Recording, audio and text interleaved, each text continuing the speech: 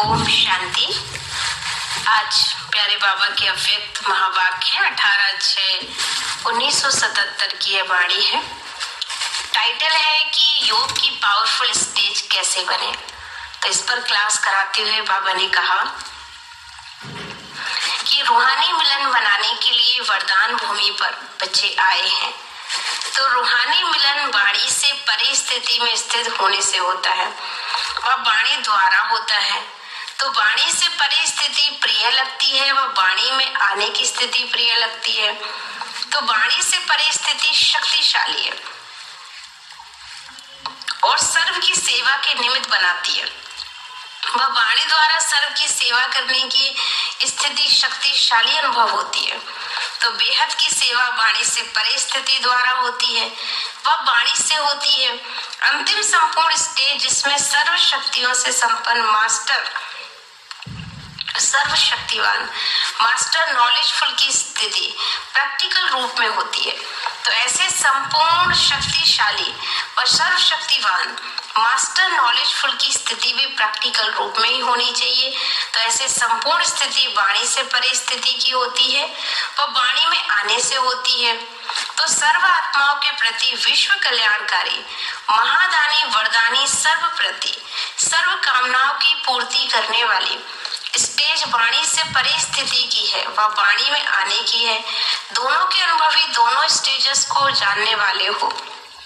दोनों में से ज्यादा समय किसमें स्थित हो सकते हो, कौन सी स्थिति सहज अनुभव होती है। तो ऐसे एवर रेडी हो जो सेकंड में जिस स्थिति में स्थित होने की डायरेक्शन मिले उसी समय स्वयं को स्थित कर सको। वह स्थित होने में ही समय निकल जाएगा, क्योंकि जैसा समय संपन्न होने का समीप आ रहा है तो समय से पहले स्वयं में यह विशेषता अनुभव करते हो। अंतिम समय फुल स्टॉप पूर्ण विराम होने की सर्वश्रेष्ठ साधन यही है कि जो डायरेक्शन मिले उसी प्रमाण उसी घड़ी उस स्थिति में स्थित हो जाना होगा। लेकिन इस साधन के प्रैक्टिकल स्वरूप को अनुभव में ला रहे हो, क्योंकि प्रैक्टिस तो है। बाप दादा ने अभ्यास तो बहुत समय से सिखाया है और सिखा भी रहे हैं, लेकिन इस अभ्यास में स्वयं को संपन्न कितना समझते हो। तो अभी इस वर्ष के अंत तक स्वयं को ऐसे एवर रेडी बना सकोगे। तैयार हो, बस समय को देखते स्वयं का अभ्यास करने में ही अलवेले हो गए हो। नाम रूप का विनाश होगा, इस बात को सोचते बहुत हो। क्योंकि बाबा कहते ना कई बच्चों में देवभान बहुत है तो नाम रूप की बदबू में आ जाते हैं। ऐसे पुरुषार्थ में संपन्न होने के बजाय व्यर्थ चिंतन व व्यर्थ संकल्प की कमजोरी में आराम पसंद हो गए हैं। आजकल बच्चों के पुरुषार्थ की रफ्तार देखते हुए बाप दादा मुस्कुराते रहते हैं कि सर्व आत्माओं को बार बार संदेश यही देते रहते हुए कि योगी बनो, ज्ञानी बनो और संदेश देने वाले स्वयं को ये संदेश देते हो। तो मेजॉरिटी आत्मा विशेष सब्जेक्ट याद की यात्रा व योगी बनो की स्टेज की कमजोरी दिखाई दे रही है। बार बार एक ही शिकायत बाप दादा के आगे व निमित्त बनी हुई आत्माओं के आगे करते हो, योग क्यों नहीं लगता व निरंतर योग क्यों नहीं रहता, योग की पावरफुल स्टेज कैसे बने। अनेक प्रकार की युक्तियां मिलाते हुए भी बार बार यही चुटकियां बाप दादा को मिलती हैं। उससे क्या समझा जाए। सर्वशक्तिवान के बच्चे बनकर शक्तिहीन आत्मा होना, जो स्वयं को वह कंट्रोल ना कर सका, वे विश्व के राज का कंट्रोल कैसे करेंगे। कारण क्या है कि योग तो सीखा है, लेकिन योग युक्त रहने की युक्तियों को प्रयोग करना नहीं आता है। तो योग करते हो परंतु प्रयोग में लाने का टेंशन नहीं रखते हो। तो वर्तमान समय विशेष एक लहर दिखाई दे रही है। लड़ाई की बात सामने आती है तो बाप द्वारा मिली हुई सामना करने की शक्ति और स्वयं प्रयोग नहीं करते हो, लेकिन बाप को सामने कर देते हो कि आपको साथ ले जाना है, हमें शक्ति दो, मदद देना आपका काम है, आप ना करेंगे तो कौन करेगा। थोड़ी सी आशीर्वाद कर दो, आप तो सागर हो ना, हम तो थोड़ी सी अंजलि दे दो, स्वयं के सामना करने की हिम्मत छोड़ देते हो और हिम्मतहीन बनने का कारण है मदद में ही वंचित रह जाते हो। तो ब्राह्मण जीवन का विशेष आधार ही हिम्मत है। जैसे श्वास नहीं तो जीवन नहीं, वैसे ही हिम्मत नहीं है तो ब्राह्मण ही नहीं। बाबा का भी वायदा है, हिम्मत दे बच्चे मत दे बाप। तो सिर्फ मदद दे बाप नहीं, लेकिन आजकल की लहर में बाप के ऊपर छोड़ देते हो और स्वयं अलविरे रह जाते हो। तो अब करना क्या है? विशेष कमजोरी यह है जो हर शक्ति को व हर ज्ञान की युक्ति को सुनते हुए भी व मिलते हुए भी स्वयं के प्रति यूज नहीं करते हो, अर्थात अभ्यास में नहीं लाते, सिर्फ वर्ण करने तक लाते हो, लेकिन अंतर्मुख हो। हर शक्ति की धारणा के अभ्यास में जाओ। जैसे कोई नई इन्वेशन करने वाला हो व्यक्ति हो तो दिन रात इसी इन्वेशन को लगन में खोया हुआ रहता है, वैसे हर शक्ति के अभ्यास में खोए रहना है। सहन शक्ति से प्राप्ति क्या होती है? सहन शक्ति को किस समय यूज करना चाहिए? तो बाबा ने कहा सहन शक्ति ना होने का कारण किस प्रकार के विघ्नों को वशीभूत हो जाते। अगर कोई माया का रूप क्रोध के रूप में सामना करने आए तो किस रीति से विजयी बन सकते हो? कौन सी परिस्थितियों पर माया सहन शक्ति के पेपर ले आती है? तो इन एडवांस पहले से ही विस्तार में बुद्धि द्वारा सामने लाओ कि रियल पेपर हॉल में जाने के पहले स्वयं का मास्टर रूप बन स्वयं को पेपर लो, तो रियल इम्तिहान में कभी भी फेल नहीं होंगे। ऐसे एक एक शक्ति के विस्तार और अभ्यास को जाओ।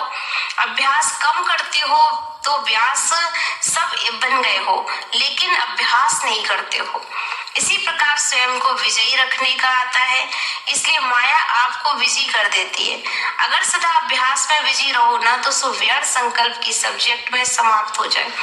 तो इस साथ साथ आपके अभ्यास में रहने का प्रभाव आपके चेहरे से दिखाई दे। क्या दिखाई देगा कि अंतर्मुख सदा अंतर्मुखी दिखाई देगा, क्योंकि माया का सामना करना समाप्त हो जाएगा।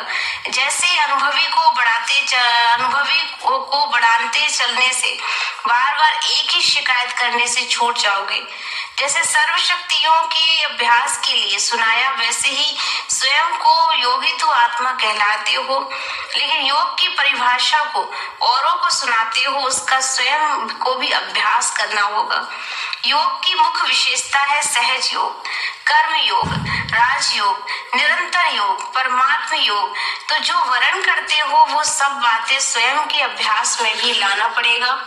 और यह अभ्यास बाबा ने कहा कब होगा? जब पुरुषार्थ की गति तीव्र होगी। अगर सिर्फ बाबा ने कहते हैं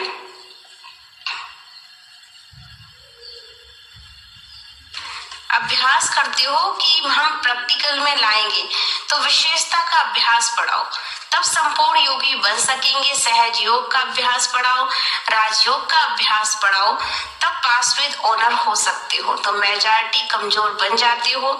वैसे अभ्यास की कमी होने के कारण भी मेजॉरिटी में कोई ना कोई कमी दिखाई देती है। तो इस प्रकार से विघ्न सामने आते ही है। तो लगन की अग्नि को विघ्न रूप से ही विजयी बनाना होगा। अभी क्या करेंगे? हर एक प्रयोग करो, विधि को अपने सामने लाओ, अभ्यास को प्रयोगशाला में बैठो। एक बाबा को सहारा बनाओ, अनेकों को सहारा नहीं बनाना है। एक बाबा से ही अपने सर्व संबंध हमें रखने हैं और सबसे अपना किनारा करो।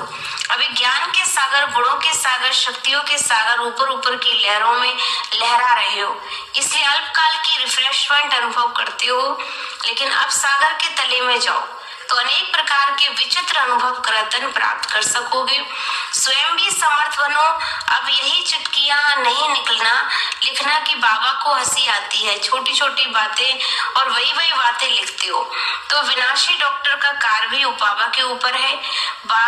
रचना अपनी कर्म बंधन अपना बनाया हुआ है, तोड़ने की ड्यूटी फिर बाबा के ऊपर है, क्या आपके ऊपर है। तो बाप की ड्यूटी है युक्ति बताना, खुद करना।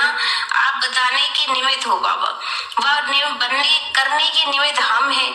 तो नटखट हो जाते हो। नटखट बच्चे सब बाबा के ऊपर ही छोड़ देते। कहते हैं लौकिक बच्चा कहना नहीं मानता, बाबा नटखट है, मानता नहीं, तो ठीक करो। वह तो ठीक तरीका है, करेंगे, पाएंगे। बाबा को वर्ल्ड का सर्वेंट समझते हो तो बाबा के ऊपर छोड़ना भी चाहिए। इसलिए डायरेक्शन मिला, ध्यान देकर प्रैक्टिकल में लाओ तो विघ्नों से मुक्त भी बन जाएंगे। तो ऐसे सभी बच्चों को बाबा ने याद प्यार दिया। नमस्ते, शुक्रिया बाबा। ओम शांति।